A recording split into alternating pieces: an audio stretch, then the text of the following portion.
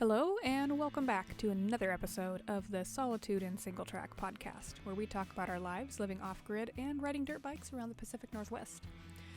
It's now the end of May in 2025, and the last podcast I recorded was in September of 2024, so I obviously am not very good at being consistent, and I think I actually said this in my last podcast, so, here's to a new year and maybe more consistency. It has been a wild 6 months, let me tell you. Or more. That's more than 6 months. That's a lot of months. Anyways, I digress. I didn't forget about recording my podcast. I have a few drafts saved on my phone that I recorded in my car while driving because I've been super busy and they sounded like crap and I didn't feel like re-recording them. So I'm just going to dive right in and catch y'all up on what's been going on because it's going to be a wild ride. So hang on. So like I said, my last podcast was in September, and I should have went and re-listened to it to figure out what I talked about, but that's okay. I'm not going to do that. I guess I'll just start from the next biggest, most important thing. In October, Taylor and I actually opened up a brick and mortar store. We opened up a music store. And that seems really, really random for people who live off-grid in an RV and ride dirt bikes all the time. But it's not, because we both have degrees in music. We ended up getting degrees in music performance. We went to school for music ed, but then quit after getting an associate's degree. So we do actually have degrees in music. It's been a huge part of our lives. We just, don't talk about it. We don't play much anymore. So it's been one of those things where we've worked in the industry for years and have always thought about starting our own music store and then never did it. And then, the economy kind of sucks and all these other factors where we're just like, it's not the right time. But honestly, there's never going to be the right time. And I think I've talked about this before. Nothing's ever going to feel like it's the right time. So just do it. Don't get it right, get it running. And that's kind of what we did is we, thought about it, filed for a business license, found a building that matched all of our needs and was in our price range. We do band instrument repairs. We repaired flutes, clarinets, trombones, saxophones, mariachi instruments, guitars, violins. We do everything. Well, most everything. There's certain things we don't do, and it's mostly on the fretted side. Like Taylor is our repair guy, and he's not a luthier by trade. He is more of a brass and woodwind guy, but he is very mechanically inclined and can do a lot of guitar repair. But we do leave like top off restorations and fret work to the people who do that for a living every day. That's not a big part of our repair business is all I'm trying to say. But yeah, so we do a lot of that. We service a lot of the local schools in the Portland metro area and have continued to grow this business. And with starting a brand new business, a lot of business owners that I've talked to talk about how you don't really make money because there's a huge startup cost, especially for something that's brick and mortar. I mean, we had to pay for the building, get the business or pay for all the displays, buy all the repair tools. Taylor's done it for years, but he's always worked at another shop that had some of the bigger tools. Like, of course, he's got his own hand tools, but I mean, we spent thousands of dollars in repair tools alone. Like, all of the very specific and custom-made mandrels for trombones and dent removal tools, that is all so expensive. Like, it's crazy because there's only a couple manufacturers, like literally one or two manufacturers in the country that make these very specific instrument repair tools, or people make their own. Huge startup costs. So obviously, like, been super busy with that, figuring everything out, and it's a much different feeling working for yourself in your own retail space versus working for somebody else in their retail space. So we have a lot of leniency with ourselves. We can, decide to close the store for certain holidays or certain, events that we have going on, which is really convenient. But, obviously we try not to do that. But it's been really good. It's been a huge learning curve and a big experience. We actually ended up building a whole new room in our store, and so now we teach lessons, or I teach lessons. And so I've been brushing up on other instruments like guitar and piano, which I can play piano, but I can teach it at a beginner level, same with guitar. And usually that's all people want to learn. So we rent instruments, so we have several rentals out right now, and honestly, we have done much better than I anticipated. I didn't think that we were going to be like actually coming out ahead every month for a while, and we've come out ahead almost every month, just a little bit, but enough to like cover our bills and not really, I mean, we pay ourselves like below minimum wage, but you know, that's just the cost of having a business. But I think it's going really well. We're getting into a really, really busy season during the summer where schools bring us all their summer repairs. So it's going to be different. Everything is new. It's very stressful. So with the business starting in the fall, we didn't ride too much over the winter. I think we rode maybe 5 times between October and March.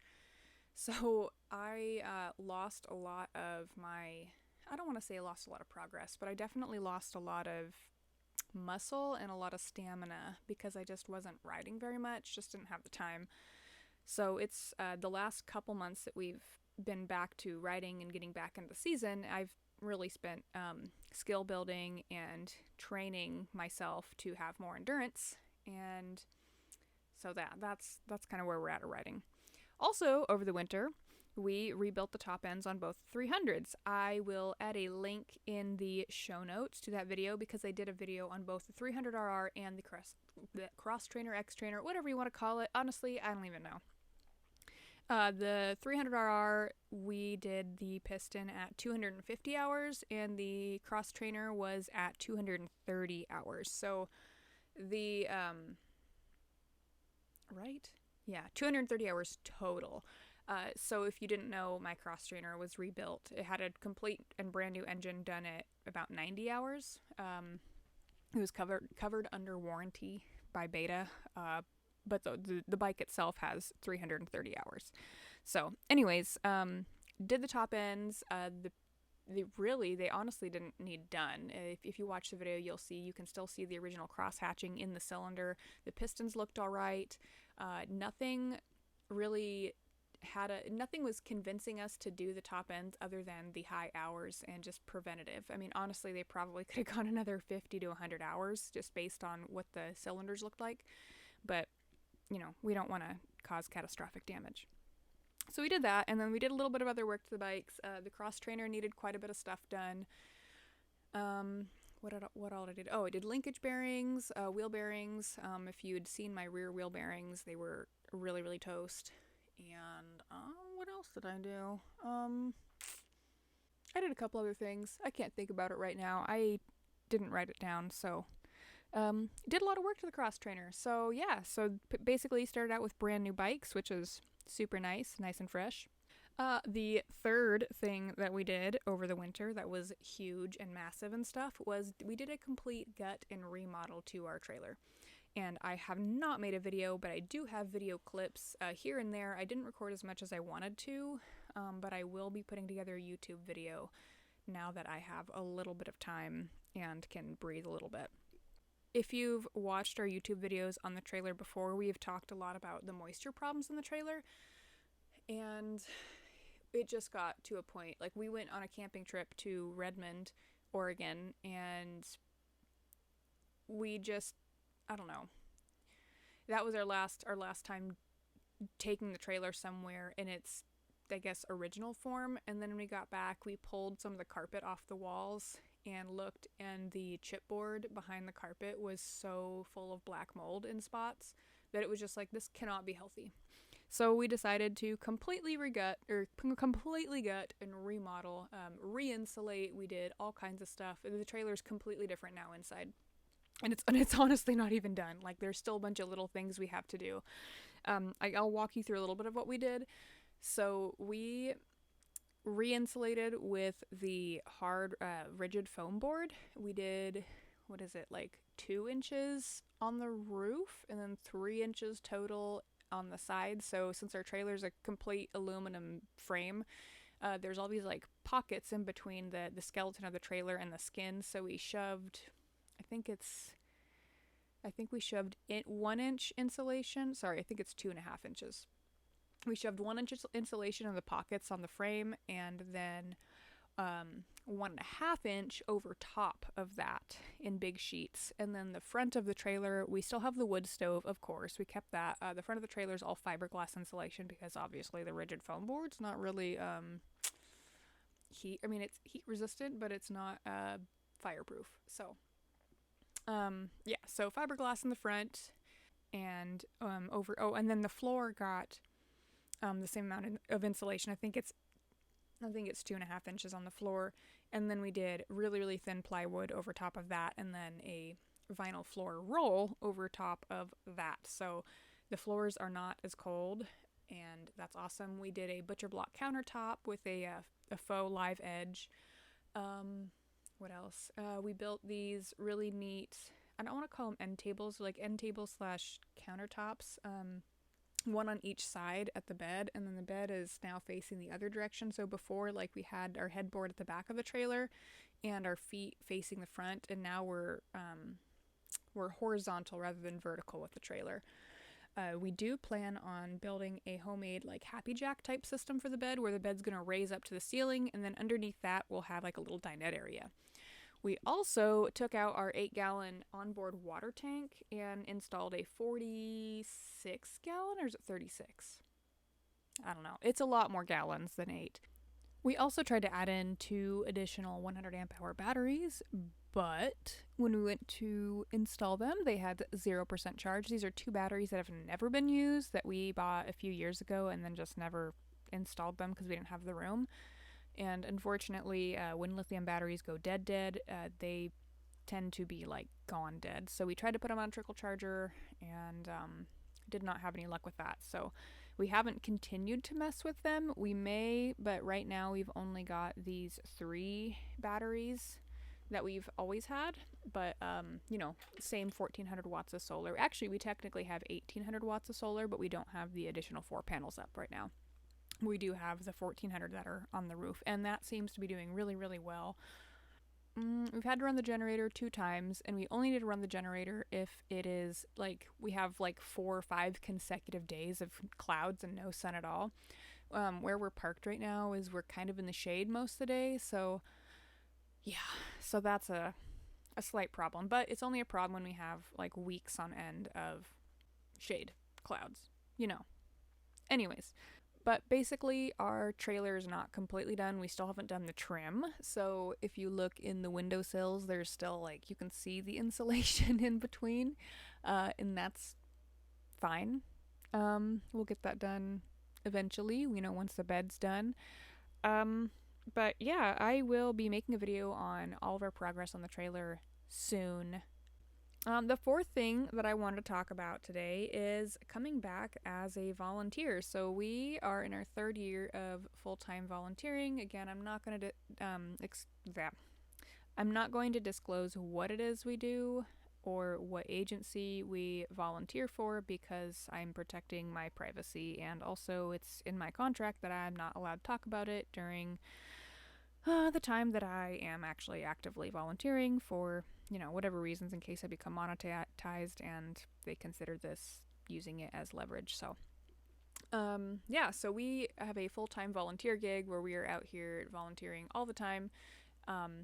Obviously we have like a set schedule, but it's about 40 hours a week or more. And so doing that, we've done it the last 2 years without having like a job. Like last year, Taylor worked full-time and I was volunteering full-time. This year is a little bit different since we both work and we own a business, but our business is only 30 to 40 minutes, depending on traffic, away from where we volunteer at and stage. So it's been a little bit difficult. We vary our schedules, so we make sure that somebody is at the trailer and at the campground all the time, and then somebody can be at the store, and our store's only open Tuesday through Saturday, so we have Sunday, Monday off, but like weekends is where we really, really have to be in the campground because it's obviously people recreate on the weekends. So we just flip-flop schedules. Sometimes I work weekends at the store, and sometimes Taylor works weekends at the store. And this has worked out pretty well, except Taylor has been working a lot lately because we've been getting absolutely freaking swamped with repairs. We've had so many repairs, and he's the repair guy, so he's had to work and get all of his stuff done. So I've been having to stay here and, do the volunteer stuff, which I'm fine with. I can deal with people for the most part. I think last year I talked a little bit about how rough it was and how it was a consideration to not come back, maybe, because, when somebody is confronted with being educated by a 5'3", 120-pound woman, sometimes people tend to not respect that, and they give me a lot of flack. So toward the end of last year, I was feeling a little bit of burnout with the general public, because people can be dicks, man, and I deal with it to a point. So this year has been better, having a little bit of a break and being able to like work the store instead of being here all the time. So yeah, so it's good. I enjoy what we do. It's our way of giving back to the community and keeping these places open. And it's so important right now with all of the federal funding cuts to all these recreation programs. You know, you hear about BLM and National Forest Service rangers being laid off. Unfortunately, I'm still able to volunteer, and this agency still has a volunteer program that I can still fill in at. And so I feel like I am able to use my extra time to keep these recreation sites open, and that makes me feel good, and it, you know, helps everybody else out. And now that, you know, so it's our third year doing this, so now I'm a pretty familiar face, and people have more respect for me, and it's, you know, it's good. Anyways, I'm gonna move on to kind of a sadder topic. I really wanted to dedicate a couple minutes of time to my dad, who passed away this month. He passed away on May 5th, 2025, and, you know, he always encouraged me to do what I set my mind to, and, you know, this podcast, he was one of my first subscribers, and he always religiously listened to my podcast, especially when I was doing it more regularly. He would always turn it on, listen to it, and then he'd send me a text and say, hey, listen to your podcast. It was really good job. Or like he has commented on my YouTube videos. You know, if you go through my YouTube videos, almost every video he's commented on and said good job, or something. He always says something, and it was always really sweet.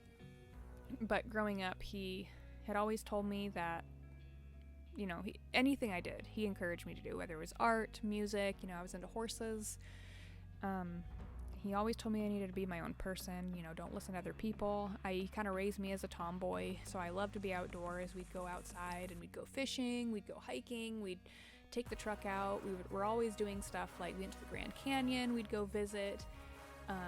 Something he really enjoyed doing was going to like old mines, because we lived in Arizona, so we'd go to like the like Goldfield Ghost Town, if you know what that is, or we lived in Gold Canyon, so we had Apache land where they would film a bunch of westerns at, and so before that burnt down, we'd go out there on weekends with friends, or, you know, so that was kind of my childhood, was growing up and doing all the deserty things, being out in the desert, and you know, going and looking at petroglyphs, things like that. And so I really appreciate all that time that he spent with me. And he was an automotive painter by trade, so he would drag me to all the car shows that he had cars at that he had painted. And he didn't just do he did auto body, but he also did like show cars and hot rods and things like that. So we'd end up going to car shows, and we'd go and look at the cars he painted. And even when he moved to Oregon, he continued to do that, and he would sometimes bring me to work and,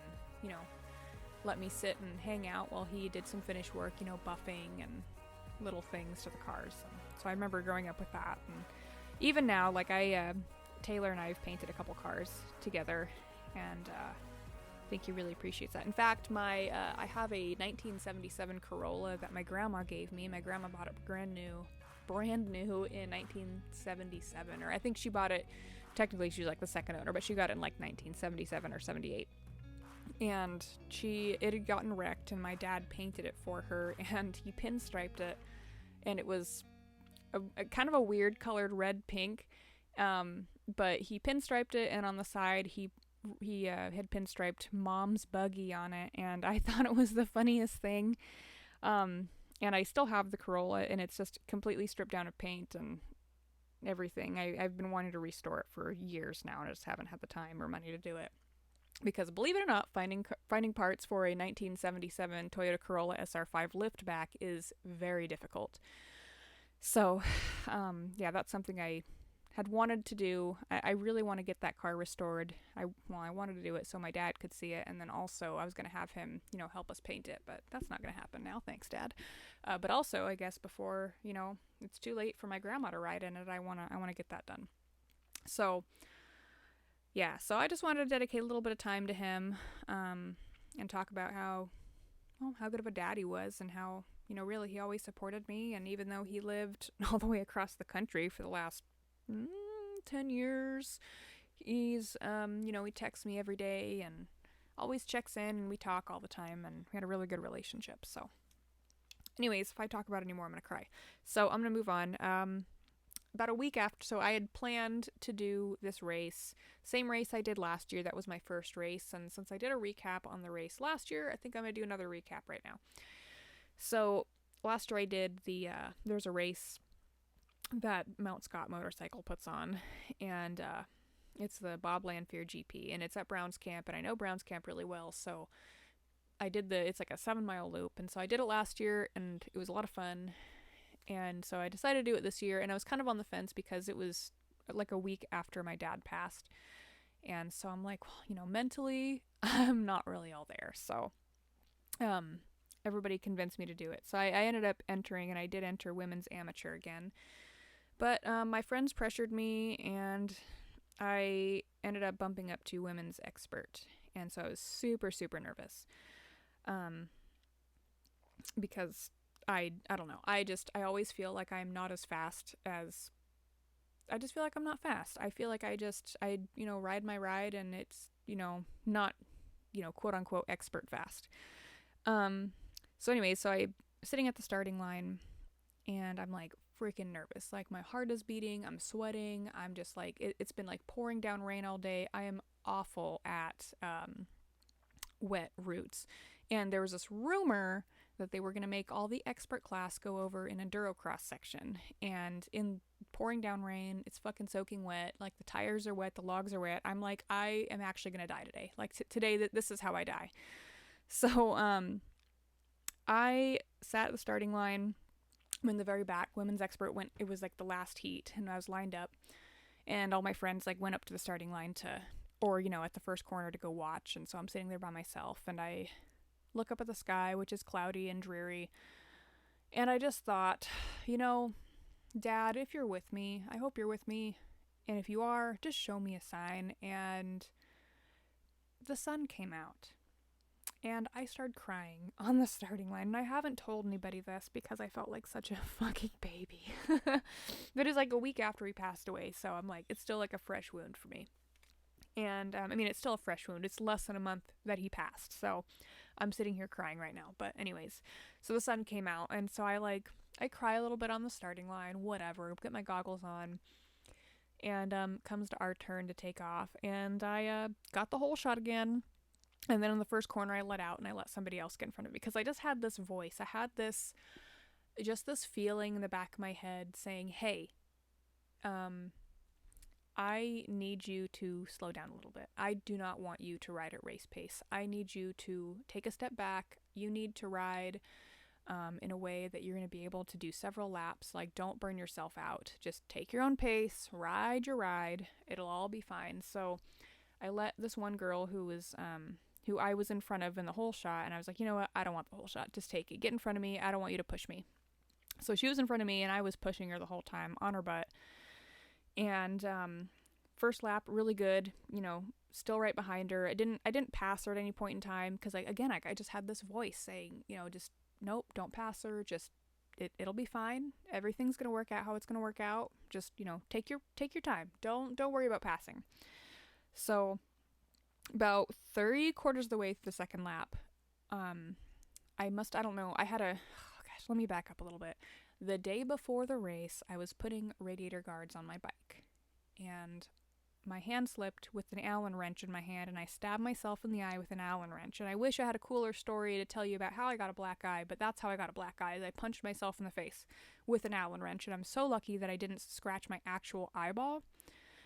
So I had a black eye on my left eye. And so, I was wearing contacts during the race instead of my glasses. And I don't know if it was like a combination of not blinking because I'm stressed the fuck out from racing and my eye being swollen and black.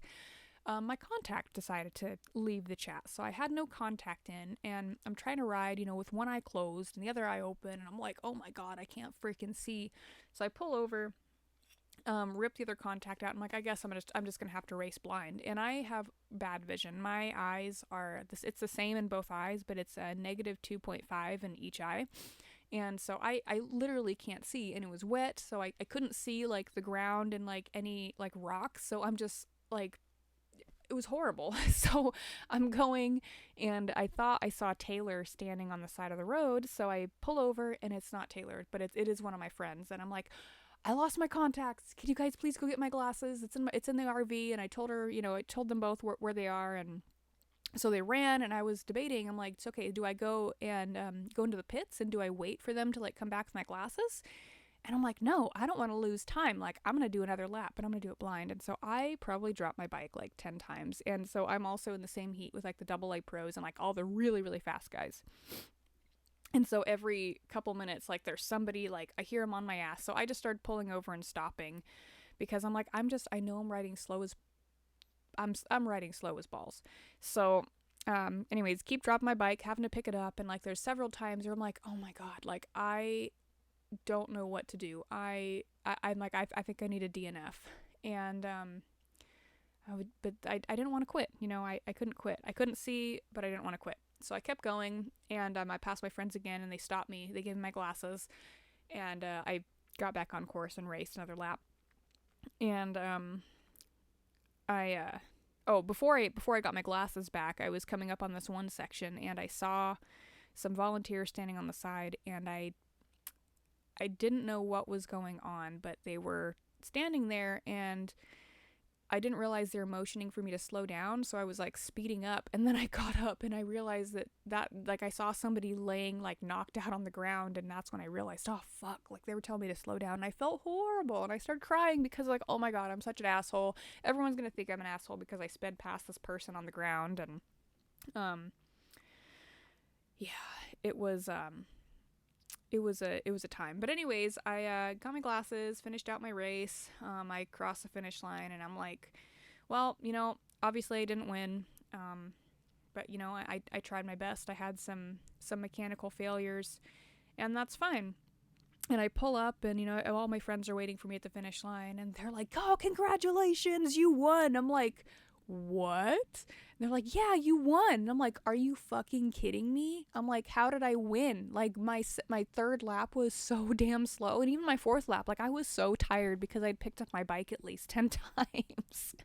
And turns out the person that I had passed that was on the ground was the girl that was in front of me, and she'd gotten in a really bad accident, and yeah, she crashed. And so I was still able, I had enough of a lead ahead of the other people behind me that I was able to still pull off first, even though, and then when I looked at my lap times after the race, it was, my third lap was literally 6 minutes slower than my first and second laps. It was terrible. It was a really bad time. But somehow I was still able to pull off a first, and I am still amazed. And that's just racing for you. I kind of feel like it wasn't a fair win. Like, I didn't race my best. I had some issues. And I only got first because somebody crashed. And that's just how racing is, I guess. And yeah, I can't help but feel like the voice in my head was, maybe my dad just telling me, hey, take a chill pill. Take it easy. It'll all be okay. It'll all work out. And it did. And yeah, so that's how I got first in my first women's expert class. But I also made a deal and said that if I moved to expert for this one race, the club told me that any other race, whether it's a different format or not, I have to now do expert. So yeah, so that's where I'm at. All right, well, we are about out of time, and that is about all the recap that I have for you today. I have some really cool podcasts planned. I have some really cool friends that I really, really, really want to interview and showcase on my podcast, because I think it's really cool to have different perspectives on different riders in different styles. And so really excited. This is going to be a great year, even with the trials and, kind of grief that I've experienced early on. It's going to be a good year. It's going to be great, and I've got some really good things planned. So keep an eye out for that video on the trailer remodel, and then also keep an eye out for more podcasts, because I swear to God I'm going to record more podcasts, I promise. So that's it for you today. I will catch you next time.